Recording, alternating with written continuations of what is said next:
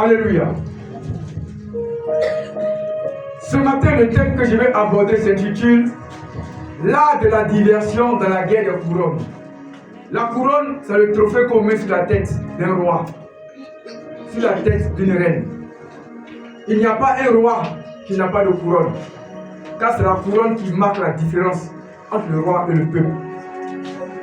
Mais ici, je vais te parler de quelque chose de très spécial qu'on appelle la diversion.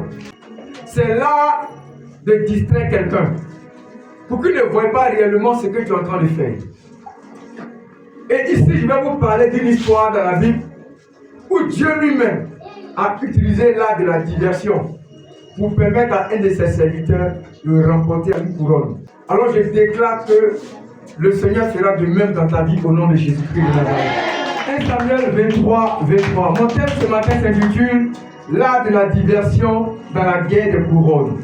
Et mon texte de base se situe dans le livre de 1 Samuel chapitre 23 à partir du verset 23. Examinez et reconnaissez tous les lieux où se cachent. Examinez et reconnaissez tous les lieux Où se cachent.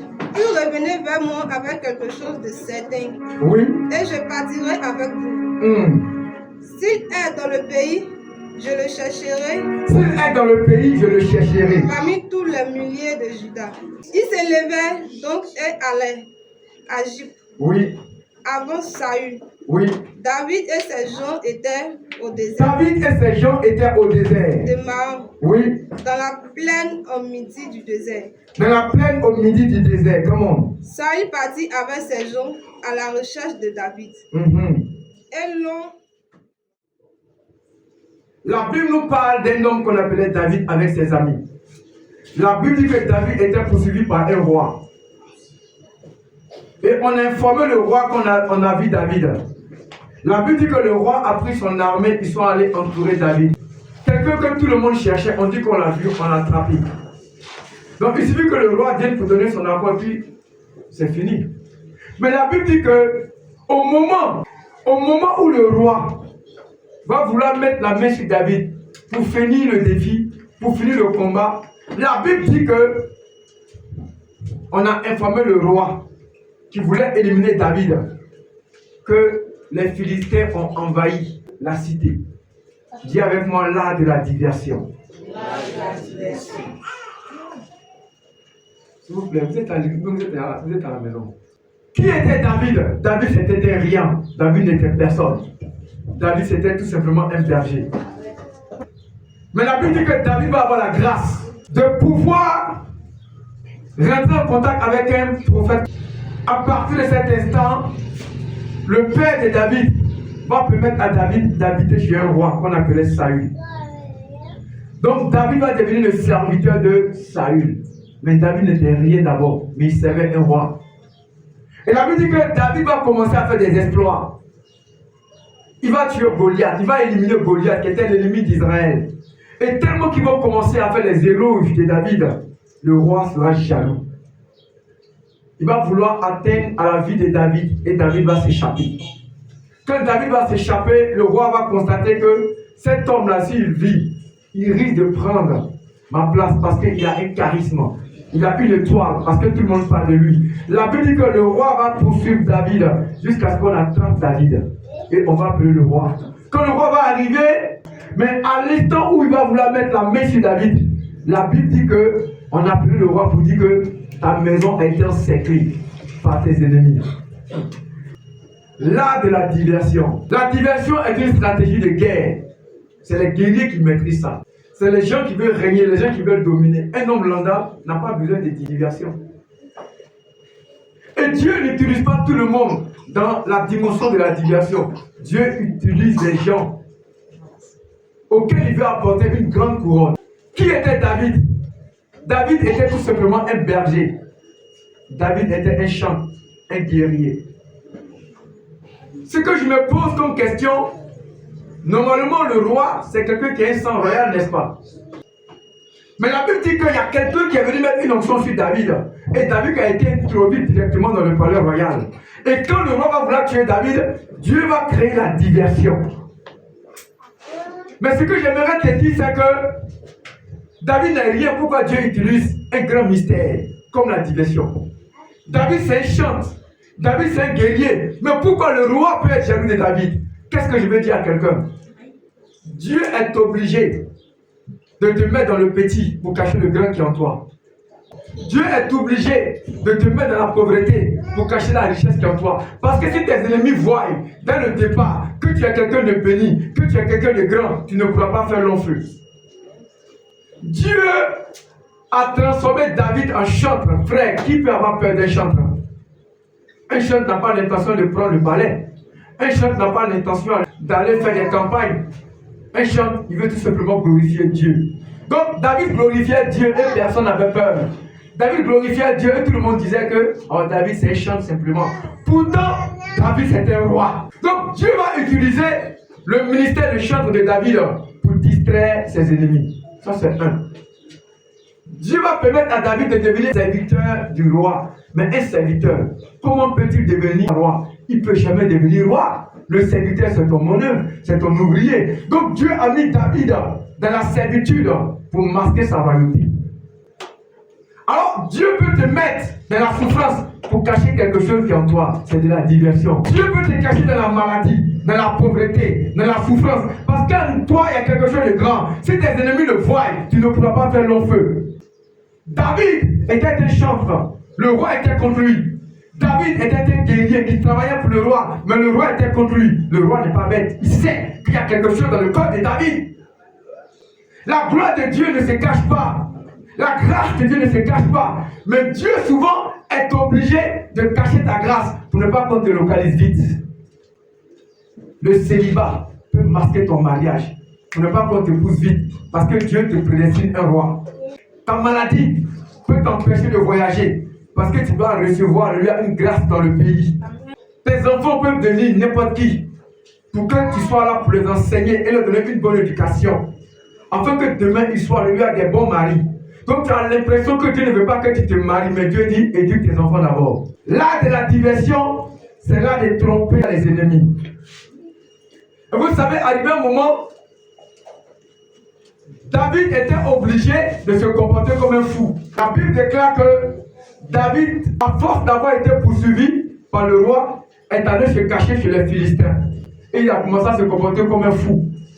C'est pourquoi moi je dis à quelqu'un, qu'on dise que tu n'as pas d'habit, qu'on dise que tu as un mauvais comportement, qu'on dise que tu n'es rien, dis-leur, Dieu m'a caché dans tout ça pour ne pas que tu vois la lumière qui est en moi. Parce que tu ne mérites pas d'avoir cette lumière-là. Donc Dieu me donne la laideur pour que tu ne vois pas ma beauté. Dieu me donne la pauvreté pour que tu ne vois pas ma richesse. Dieu me donne une situation compliquée pour que tu ne vois pas la situation favorable de ma vie.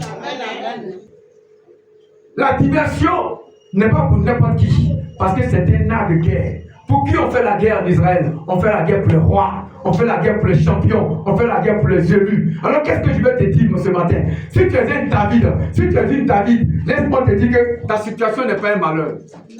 Je dis que si tu es un David, si tu es un roi, si tu es quelqu'un qui a le mandat, le lieu royal, ta situation n'est pas un problème. Mais c'est tout simplement une diversion. Deux fois, il y a des situations dans lesquelles le Seigneur veut que tu saches qui sont tes ennemis. Dieu peut te donner un défaut pour ne pas que, alléluia, on voit la gloire qui est en toi. David était fou, c'était un défaut. Mais Dieu l'avait caché pour ne pas que quelqu'un connaisse sa valeur. Est-ce que je parle au cœur de quelqu'un? Amen. Souvent je vois certaines femmes qui me disent, papa, ne me drague pas. Dieu ne veut pas qu'on te drague parce que l'original est en train de prier pour toi quelque part là-bas. Ah. Dieu ne veut pas qu'on te drague parce qu'il y a quelqu'un qui est en train d'étudier pour devenir à lui la solution de ta famille quelque part. Dieu ne veut pas qu'on s'approche de toi parce que tu es fait pour un sacerdoce royal. Tu es fait pour une vie de gloire. Tu es fait pour une vie de royauté. Tu es fait alléluia pour implanter. Tu es fait pour régner. Tu es fait pour dominer. Vous savez, il y a deux types de diversion.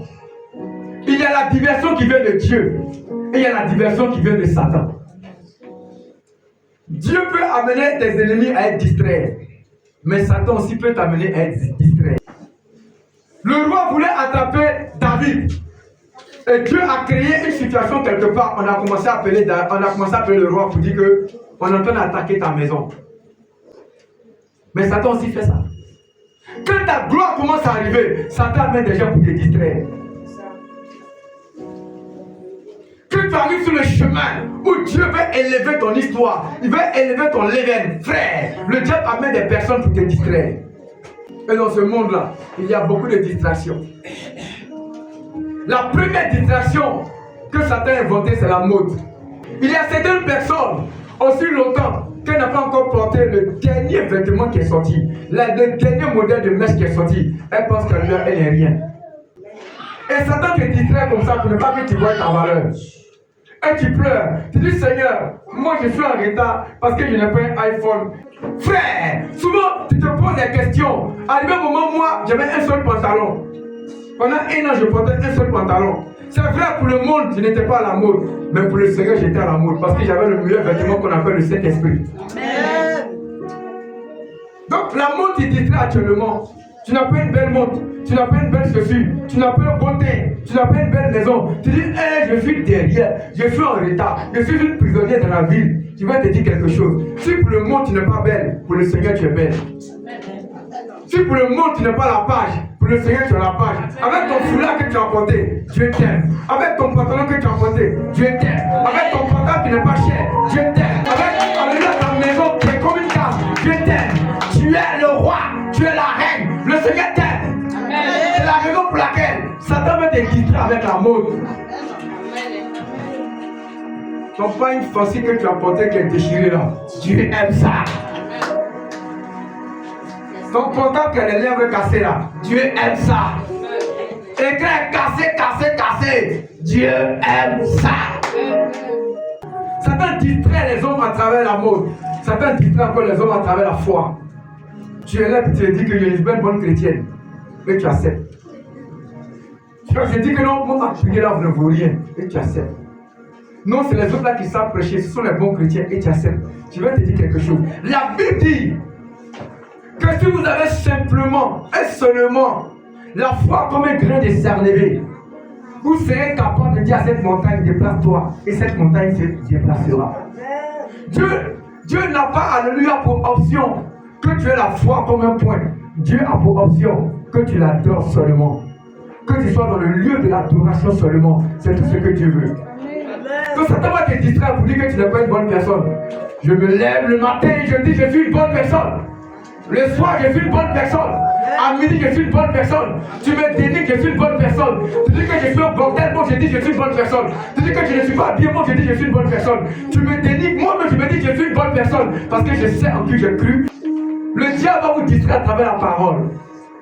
Tu vas penser que la Bible, c'est trop compliqué. Chercher Dieu, c'est trop compliqué. Ah!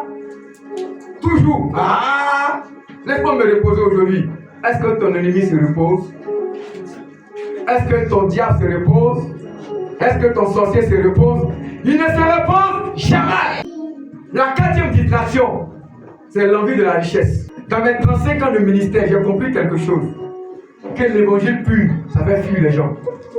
Où on prêche le vrai évangile là, il ne peut pas avoir beaucoup d'hommes. Attends, est-ce que les cafards peuvent être parmi le feu? Est-ce que les guêpes peuvent s'arrêter parmi le feu?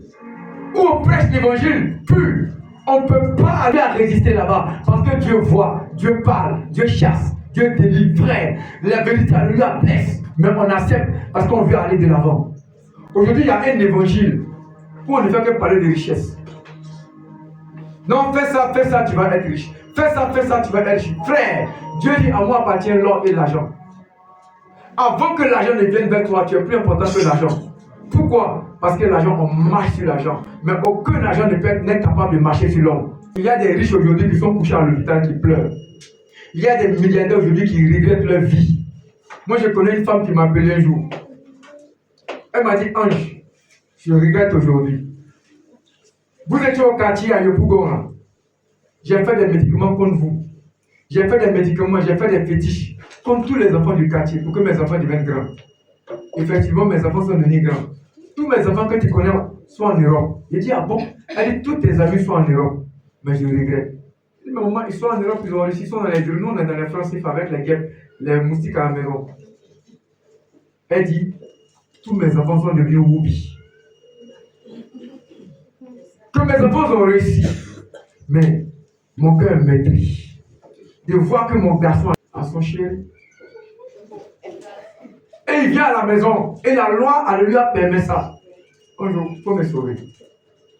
Frère, elle a eu la prospérité, elle a eu la gloire, elle a eu la richesse. Mais elle a envie mon appel. Elle dit, tu es le meilleur. Pourquoi? Parce que je prêche Jésus. Amen. L'argent va te distraire. On va t'enterrer, on va laisser l'argent. Alors moi, je vais venir te dire quelque chose. Là où il n'y a pas la foi de Dieu qu'il y a l'argent, c'est une abomination, c'est un piège. C'est une diversion. Satan est en train de t'enlever sur le chemin. C'est vrai que hier, tu as fait des erreurs. Mais après ce message-là, il faut te ressaisir. Parce que tu es un enfant de Dieu. Ce qu'il a prévu pour toi est plus grand que ce que le monde te prévoit. Après, il y a la souffrance aussi. Et la souffrance. Moi, je respecte la souffrance. C'est un vieux père même. Un tangoro, un champion. Quand il vient dans ta vie, il remue, il a même pondé, mais il remue. Le même que les autres, il peuvent aller nettoyer les poils de l'aine là, toi, tu n'as pas le temps pour faire ça. Tellement que la galette te baigne, là, te chicote, là, tu deviens sage toi seul. Quand tu vois les gens, c'est le conseil seulement que tu donnes. Ouais, rien, tu conseilles tout le monde. Tellement que la souffrance, elle lui a t'a maté. Ma fille, la vie est dure, hein. La vie a coûté. Hein? Mais depuis quand, alléluia, mon ami, tu es devenu alléluia conseiller? Mais c'est la galère.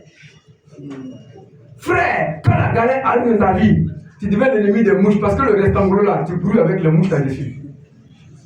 Ta poubelle est toujours vide. Il n'y a rien dans ta poubelle. Même les chiens du quartier viennent t'insulter parce qu'il n'y a rien dans ta poubelle. Os là même là, tu gardes os pour écraser, pour faire pour mettre encore dans la sauce. Est-ce que vous connaissez la galère? Je vais vous enseigner la galère. Tu n'as même pas l'âme pour couper tes ongles. Ça devient comme Dracula. On dit, hey, papa, tes ongles sont longs. Hein? C'est la galère, il n'y a pas l'âme pour couper l'âme. Est-ce qu'il parle au cœur de quelqu'un? Amen. Tu n'as jamais mangé un bon pain, c'est le pain gojo, le pain couché. C'est devenu sec comme ça. Quand tu manges ton intestin, tu dis, c'est formation militaire ou quoi? Est-ce que je parle au cœur de quelqu'un? Amen. Frère, la galère va t'amener à te détourner de la voie de Dieu. Mais c'est de la diversion. Il y a une femme qu'on appelait Marthe. Un jour, elle était en train de préparer pour Jésus. Et sa soeur était en train de nettoyer les pieds de Jésus. La Bible dit qu'elle était couchée au pied du maître. On a regardé sa soeur dans son pactolier, dans son affairage. Jésus, regarde ma soeur là. Moi, je suis en train de préparer, elle est à tes pieds. Ma fille. Souvent, nos activités que nous faisons nous distraient sur la voie du Seigneur. Tu es en train de faire quelque chose. Pour ta soeur te concerne comment? Deux fois, les activités que nous faisons, le mode de vie que nous avons, la manière de nous comporter que nous avons, est une distraction, est une diversion qui nous éloigne du chemin de Dieu. David, alléluia, était concentré sur son combat. Saül a dit, je vais avoir David. Mais tellement que David était concentré, le Seigneur a mis, alléluia, Saül dans la diversion. Qu'est-ce que je vais te dire par là? Il y a des combats qu'on ne fait pas. La Bible dit que les Philistins qui étaient l'ennemi de David ont attaqué à lui à la maison de Saül. Dis papa, parle-moi. Dis parle-moi. Dans la vie, souvent, il y a des ennemis qu'il faut bénir.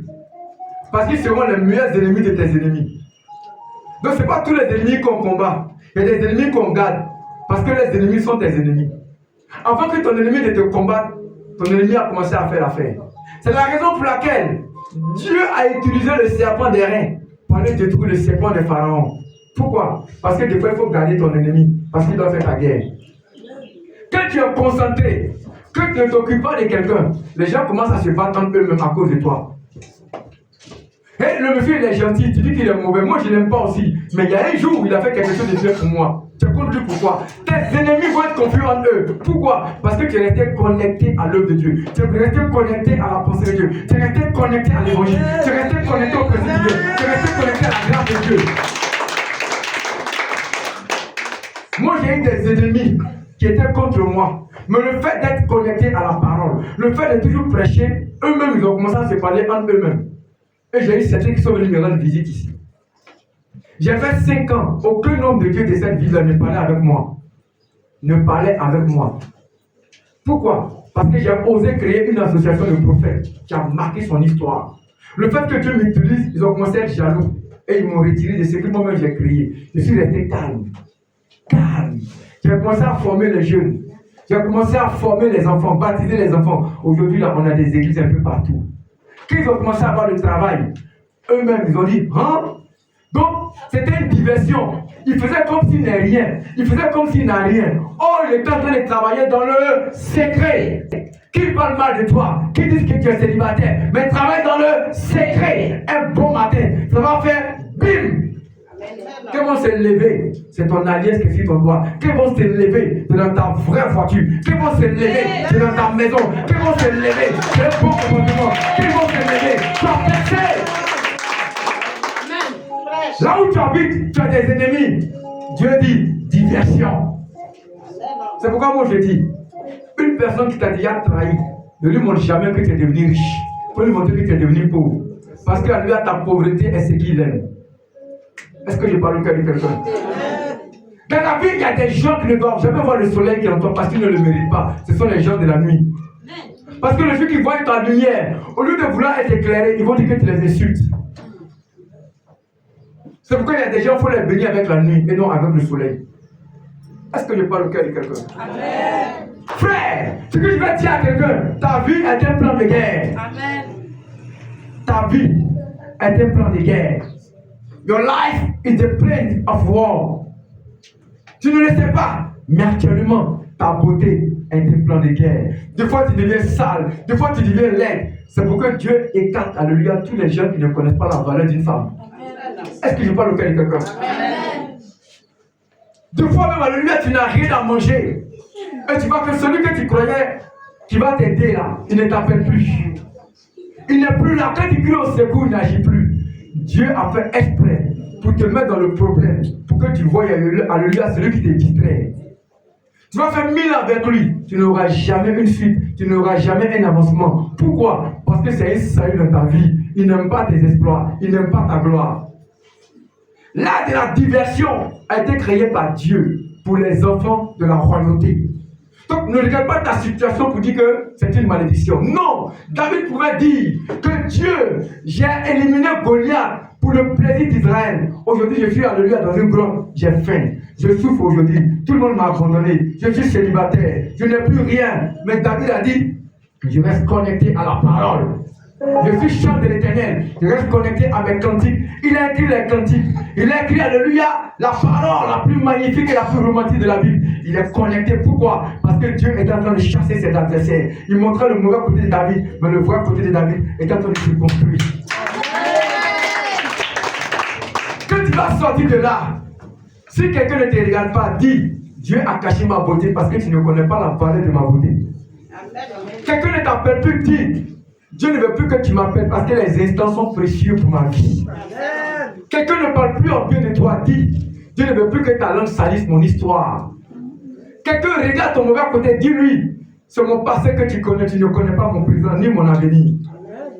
Quelqu'un, alléluia, ne te déteste, dis, tu n'as pas, alléluia, le mandat de m'aimer. Frère, renverse les situations négatives en situations positives. Pourquoi? Parce que tu es une reine. Ton père s'appelle Jésus. Alors ton inhabit que tu as là, c'est le vêtement d'un roi. Ta beauté que tu as que tu ne connais pas, c'est la beauté d'une reine. Le défaut de David était sa solution. Le problème de David était sa solution. C'est pourquoi j'aimerais dire à quelqu'un que ce n'est pas toutes les plaies qu'on soigne. Parce qu'on voulait les soigner, tu vas empêcher ton infirmier d'avoir un travail.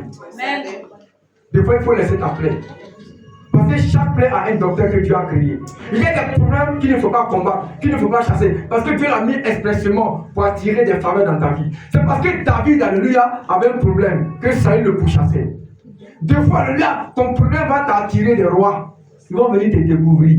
Qui on a dit que c'est là? Il y a des gens qui sont en prison aujourd'hui. Et puis on a commencé à parler d'eux. D'ailleurs, on ne parlait pas d'eux. Mais un matin, ils sont sortis de la prison et ils ont renversé le mauvais témoignage en bon témoignage. Est-ce que je parle le cœur de quelqu'un? On a appelé ta maman sorcière. Dis, j'ai compris. Mais le jour que ta maman aura une voiture, ils voudront rentrer dans la voiture pour aller à l'hôpital. Ça veut dire que celui-là, ta maman n'est plus sorcière. Ça veut dire que ta maman n'est pas intelligente, elle n'a pas de projet. Dis, ça ne fait rien. Je suis le projet de ma maman. Amen. Est-ce que je parle au cœur de quelqu'un? C'est vrai, ma mère n'a pas construit une maison, mon père n'a pas construit une maison, mais ils m'ont construit moi. Moi. Et je suis un enfant de Dieu. Et je prêche l'évangile. Je suis un héritage parfait. Parce qu'en moi, il y a les témoins de Dieu. Alors moi, je vais venir te dire aujourd'hui. Dieu va mettre dans ta vie des situations compliquées qui vont te faire pleurer. Garde le silence. Car c'est pour distraire tes ennemis. Afin qu'ils ne voient pas la gloire qui est en toi, parce qu'ils ne méritent pas de voir la gloire qui est en toi. Et Dieu vous bénisse abondamment. Jamais.